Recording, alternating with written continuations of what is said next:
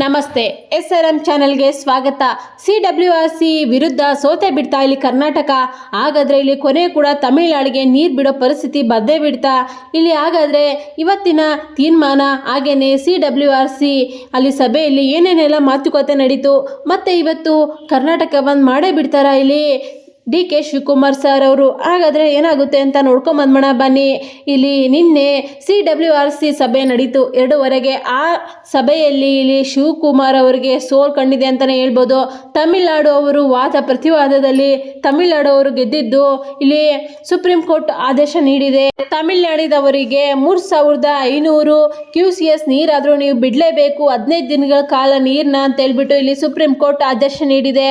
ಆದರೆ DK ಶಿವಕುಮಾರ್ ಅವರು ಇದು ಮಾತ್ರ ಸಾಧ್ಯನೇ ಇಲ್ಲ, ನಮಗೆ ಈಗ ನೀರಿಲ್ಲ ಅಂತ ಹೇಳ್ತಾ ಇದ್ದೀವಿ, ನಿಮಗೆ ಅಷ್ಟು ನೀರು ಬಿಟ್ಬಿಟ್ರೆ ನಮ್ಗೆ ಇನ್ನೆಷ್ಟು ಉಳಿತವೆ, ಇರೋದೇ ಇಲ್ಲಿ ಎಷ್ಟಿದ್ದಾವೆ, ಇನ್ನು ನಮಗೆ 10 TMC ಬೇಕು, ಅದರಲ್ಲಿ ನಿಮಗೆ ಇವಾಗ 5-6 TMC ಬಿಟ್ಬಿಟ್ರೆ ಇನ್ನು ನಮಗೆ ನೀರು ಉಳಿತವೆ, ಇನ್ನು ನಮಗೂ ಡಿಸೆಂಬರ್ವರೆಗೂ ಬೇಕು ಅಲ್ವಾ ನೀರು ಅಂತ ಹೇಳ್ಬಿಟ್ಟು DK ಶಿವಕುಮಾರ್ ಅವರು ಹೇಳಿದ್ದಾರೆ. ಈ ನಿರ್ಣಯ ಬಂದ ಮೇಲೆ ಇಲ್ಲಿ ರೈತರು ಮಂಡ್ಯದಲ್ಲಿ ಆಗಿರ್ಬೋದು, ಬೇರೆ ಬೇರೆ ಕಡೆ ಇನ್ನೂ ಸ್ವಲ್ಪ ಪ್ರತಿಭಟನೆ ಜಾಸ್ತಿ ಆಗಿದೆ ಅಂತಲೇ ಹೇಳ್ಬೋದು. ನಾವು ಮಾತ್ರ ನೀರು ಬಿಡೋಕ್ಕೆ ಒಪ್ಕೊಳ್ಳಲ್ಲ, ನಮ್ಮ CM ಒಪ್ಕೊಂಡ್ರೆ ಕೂಡ ನಾವು ಮಾತ್ರ ಬಿಡೋಕ್ಕೆ ಸಾಧ್ಯನೇ ಇಲ್ಲ. ಯಾಕಂತಂದರೆ ನಾವು ಇಲ್ಲಿ ಬೆಳೆನೂ ಕೂಡ ಇನ್ನೂ ಹಾಕಿಲ್ಲ, ಅಂಥದ್ರಲ್ಲಿ ನೀವು ನಮಗೆ ನೀರಿಲ್ದಂಗೆ ಅವ್ರಿಗೆ ಸಮುದ್ರಕ್ಕೆ ನೀವು ನೀರು ಬಿಟ್ಟರೆ ನಮಗೇನು ಬರುತ್ತೆ ಅಂತ ಹೇಳ್ಬಿಟ್ಟು ಇಲ್ಲಿ ತುಂಬನೇ ಇಲ್ಲಿ ಪ್ರತಿಭಟನೆ ಶುರುವಾಗಿದೆ ಆಲ್ರೆಡಿ ಅಂತಲೇ ಹೇಳ್ಬೋದು.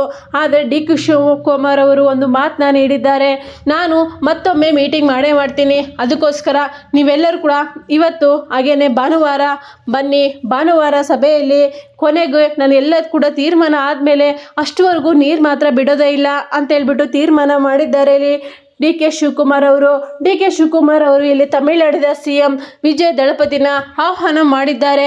ಭಾನುವಾರ ನೀವು ಈ ಮೀಟಿಂಗ್ಗೆ ಬರಲೇಬೇಕು, ಆ ಮೀಟಿಂಗಲ್ಲಿ ನಾನು ನಿರ್ಣಯ ತಗೊತೀನಿ, ನೀರು ಬಿಡಬೇಕಾ ಬಿಡಬಾರ್ದಾ, ಅದು ಎಷ್ಟು ಬಿಡ್ತೀನಿ ಅಂತ ಅದರಲ್ಲಿ ನಿರ್ಣಯ ಮಾಡೋಣ, ಅಷ್ಟುವರೆಗೆ ನಾನು ಮಾತ್ರ ನೀರು ಬಿಡೋಕ್ಕೆ ಸಾಧ್ಯನೇ ಇಲ್ಲ ಅಂತ ಹೇಳ್ಬಿಟ್ಟು DK ಶಿವಕುಮಾರ್ ಹೇಳಿದ್ದಾರೆ.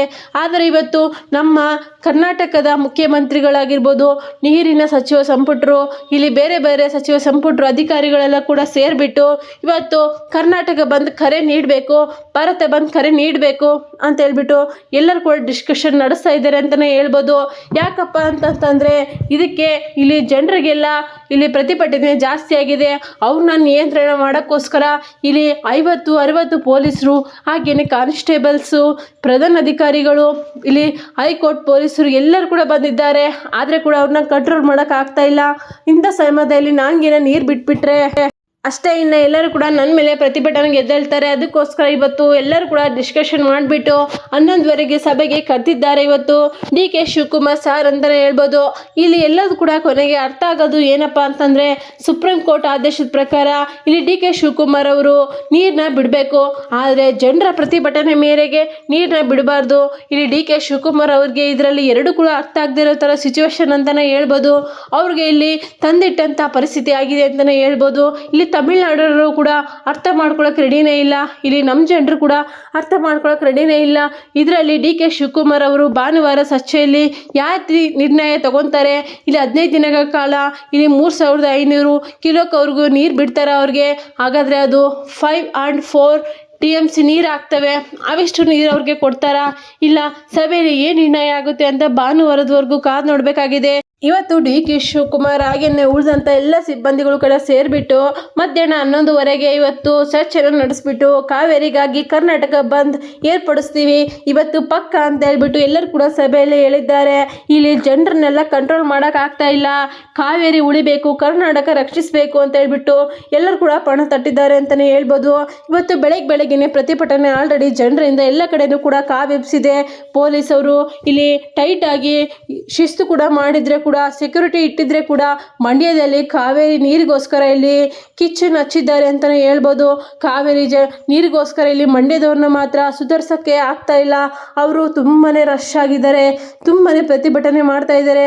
ಅವ್ರನ್ನ ನಿಯಂತ್ರಣ ಮಾಡದೆ ನಮಗೆ ತುಂಬಾ ಕಷ್ಟ ಆಗ್ಬಿಟ್ಟಿದೆ ಅಂತ ಪೊಲೀಸವರು ಕೂಡ ಈಗ ವರದಿಯನ್ನು ನೀಡಿದ್ದಾರೆ. ಅದಕ್ಕೋಸ್ಕರ DK ಶಿವಕುಮಾರ್ಗೆ ಟೆನ್ಷನ್ ಮೇಲೆ ಟೆನ್ಷನ್ ಅಂತಲೇ ಹೇಳ್ಬೋದು.